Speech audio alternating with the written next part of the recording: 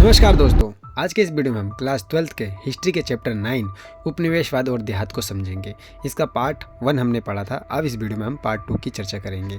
तो चलिए बिना देरी के अपनी वीडियो को शुरू करते हैं। आज का हमारा सबसे पहला टॉपिक है बुकानन के बारे में, कि ये बुकानन कौन थे।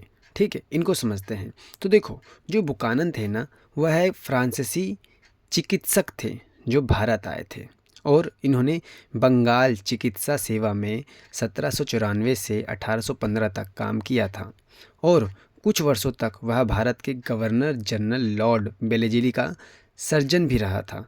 ठीक है, तो पेपर में 2 नंबर का क्वेश्चन पूछता है कि बुकानन कौन था।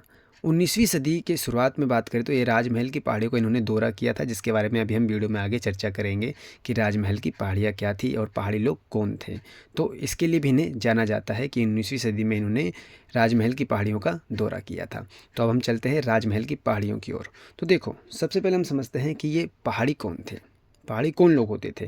तो देखो, पहाड़ी ना, राजमहल की पहाड़ी, जो राजमहल था वहाँ पे पहाड़ियाँ थी, उसके इर्द गिर्द जो लोग रहते थे ना, उनको पहाड़ी कहते थे। इनका पूरा का पूरा जीवन वनों से ही जुड़ा हुआ था। उनके जीवन की मुख्य विशेषता ये थी कि ये ना इमली के पेड़ों के नीचे झोपड़ी बनाकर रहते थे। इसके अलावा आम के पेड़ों की छाया में ये आराम करते थे।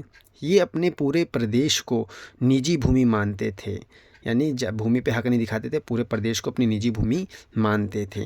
वे जंगलों में शिकार करते थे और झूम खेती भी करते थे। जंगल में वे खाद्य पदार्थ, रेशम की कोया और लकड़ी को इकट्ठा करते थे तथा वे अपने प्रदेश में बाहरी लोगों का कड़ा विरोध करते थे। ये थे पहाड़ी और ये उनकी कुछ थी विशेषता। तो पेपर में पूछ सकता है कि पहाड़ी कौन थे और उनकी क्या विशेषता थी। तो ये हमने चर्चा किया। अब हम समझते हैं कि संथाल कौन थे और उनकी क्या भूमिका थी। तो देखो, संथाल वैसे ना किसानों को कहते थे। तो ये किसान थोड़े से क्या थे, पहाड़ी लोगों से अलग थे। जैसे पहाड़ी लोग छोटे स्तर पर खेती करते थे, संथाल लोग बड़े स्तर पर खेती करते थे।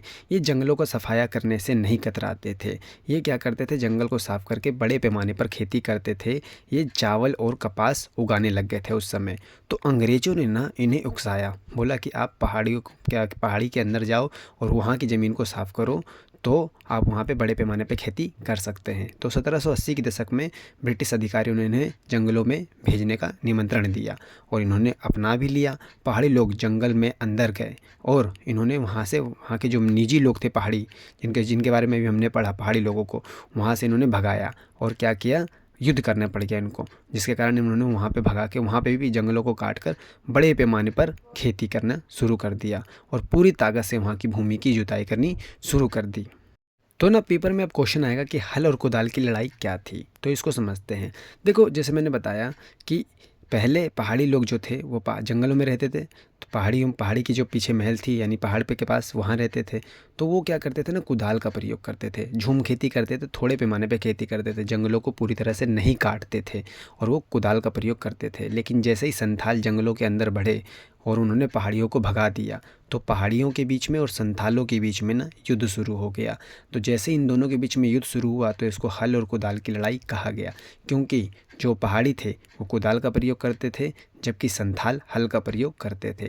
तो जब इन दोनों के बीच में युद्ध हुआ ना, तो इसे हल और कुदाल की लड़ाई कहा गया, जो पेपर में अक्सर पूछता है कि हल और कुदाल की लड़ाई क्या थी। तो ये आप लिख सकते हैं कि जब संथालों ने जंगलों में आगे बढ़कर पहाड़ी लोगों के साथ युद्ध किया और उनके ज़मीन पर कब्जा कर लिया और वहाँ पे बड़े पैमाने पर जंगलों को साफ़ करके खेती करना शुरू कर दी, तो इनके बीच हुई लड़ाई को हल और कुदाल की लड़ाई कहते हैं, क्योंकि पहाड़ी अक्सर कुदाल का प्रयोग करते थे और जो संथाल थे वो हल का प्रयोग करते थे। फिर ना आखिर ऐसा क्या हुआ कि संथालों ने ब्रिटिश शासन के विरुद्ध ही विद्रोह कर दिया।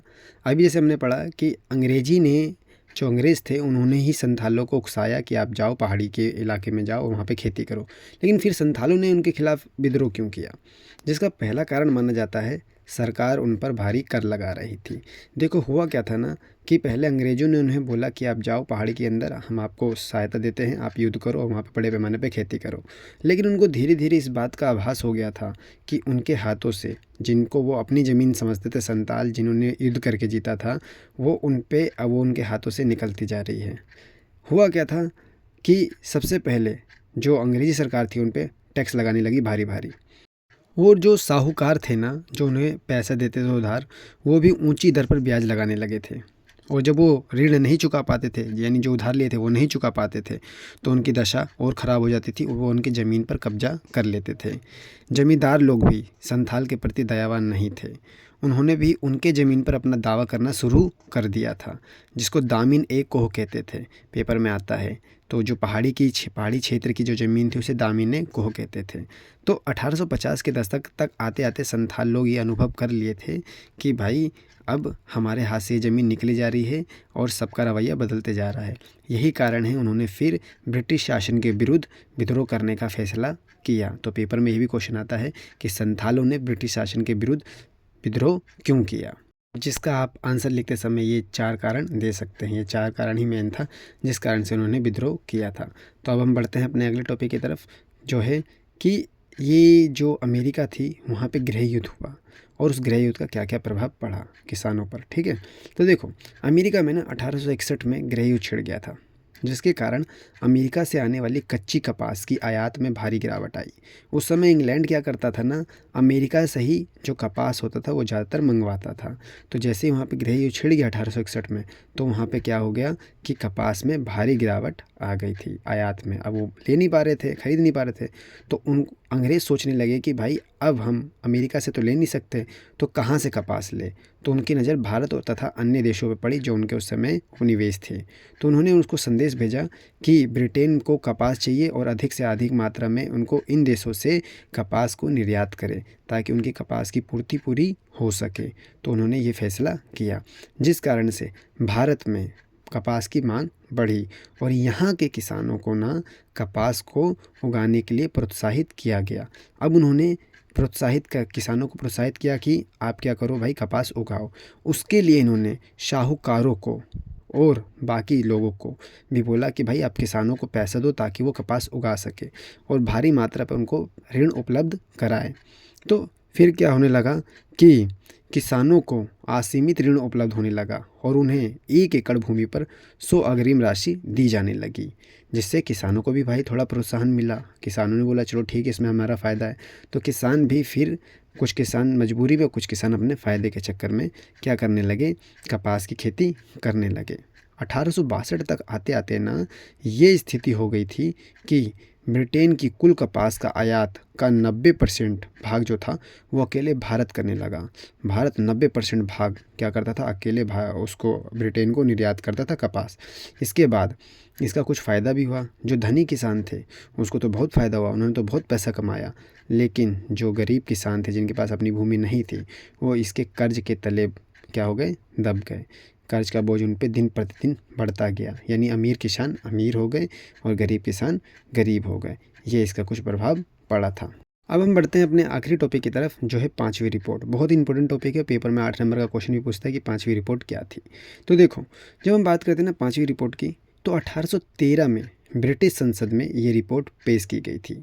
इसमें ना 1002 पन्ने वाली ये एक रिपोर्ट थी। इसके अंदर क्या क्या था इसको विस्तार से समझते हैं। इस रिपोर्ट में ना ज़्यादातर जमींदार किसान की अर्जियां थीं, जिला कलेक्टर के रिपोर्ट थे जिसमें राजस्व संबंधित आंकड़े बताए गए थे। ठीक है, और इसमें बंगाल एवं मद्रास के राजस्व तथा न्यायिक प्रशासन पर भी लिखित रूप में टिप्पणी शामिल थी। ठीक है, तो ये जो रिपोर्ट थी ना एक समिति द्वारा तैयार की गई थी और यह रिपोर्ट भारत में ईस्ट इंडिया कंपनी के शासन के स्वरूप पर ब्रिटिश संसद में गंभीर वाद विवाद का आधार बनी थी, जिस कारण से ना ये बहुत ही चर्चा में आई थी। और यही कारण ये टॉपिक इम्पोर्टेंट भी है कि ये जो था रिपोर्ट था 5वीं रिपोर्ट, ये ना एक ऐसी समिति द्वारा तैयार की गई थी और ये रिपोर्ट ना भारत में जो ईस्ट इंडिया कंपनी आई थी, अंग्रेज़ों की जो कंपनी थी शुरू में, वो आई थी और वहाँ पे इन्होंने कैसे शासन किया और ये बाद में एक वाद विवाद का रूप बन गई थी ब्रिटिश संसद में, जिस कारण से ये चर्चा में आई थी। ठीक है, अब समझते हैं इसका उद्देश्य क्या था। तो देखो हुआ क्या था कि भारत के साथ व्यापार करने के कई निजी व्यापारी इच्छुक थे। ब्रिटेन के उद्योगपति ब्रिटिश माल के लिए भारत का जो बाज़ार था ना वो खुलवाने के लिए बड़े ही उत्सुक थे। कई राजनीतिक समूह तो ये कहना था कि जो बंगाल में अब उनकी शासन व्यवस्था स्थापित हो गई थी, जैसे बंगाल को पहले उन्होंने जीता था तो बंगाल में उनकी स्थापना हो गई थी शासन व्यवस्था की, तो वो कहते थे इसका फ़ायदा पूरे ब्रिटिश साम्राज्य को नहीं मिल रहा, पूरे ब्रिटेन को नहीं मिल रहा, इसका फ़ायदा केवल कुछ लोग ही उठा पा रहे हैं।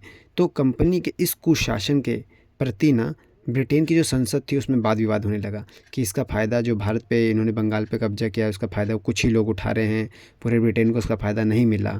और इसके बाद जो अधिकारी थे उनके लालच और भ्रष्टाचार की घटनाएं खूब वहाँ के संसद में उछाला गया, जिसके कारण से ये फिर इस पर जांच पड़ताल के आदेश दिए गए।